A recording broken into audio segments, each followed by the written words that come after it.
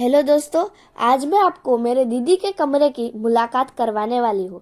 मैं दीदी के कमरे में गई। मैंने देखा कि वहाँ पर दरवाजे में पढ़ाई के बारे में लिखा था, जो मेरे समझ के बाहर था।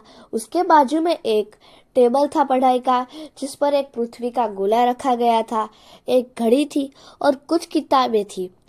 उसके बाजू में एक अलमीरा थी। ऐसा लग रहा था कि अलमीरा का एक पैर टूट गया, क्योंकि वो थोड़ी सी मुझे टेढ़ी लगी।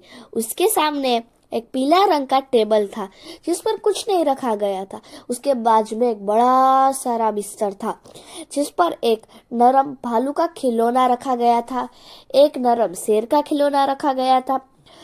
भालू के खिलौने के बाजू में एक पानी की बोतल रखी गई थी और एक तकिया टेढ़ा और एक तकिया सीधा रखा गया था। और वहां पर भी कुछ किताबें खुली और कुछ किताबें बंद थी।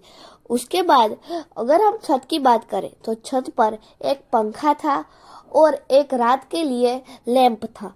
और उसके बाजू में दीवार के अंदर एक अलमीरा थी, जिसमें एक सफेद कलर का पर्दा टंगा हुआ था। अलमीरा में कुछ कपड़े, डिब्बा डिब्बी, पस्ती वगैरह जैसी चीजें थी। उसके बाजू में एक तैयार होने का शीशा रखा गया था, जहाँ पर सारी तैयार होने की चीजें तहस महस पड़ी थी। उसके बाजू में एक हरा रंग का सूचना पट था, जिस पर भी कुछ पढ़ाई की चीजें लगाई गई थी। उसके पास एक कुर्सी भी थी और उसके ऊपर एक सफेद रंग का रुमाल पड़ा हुआ था। से वहां पर आ गए जहां से हमने कहानी की शुरुआत की थी। तो ऐसा है मेरे दीदी का कमरा।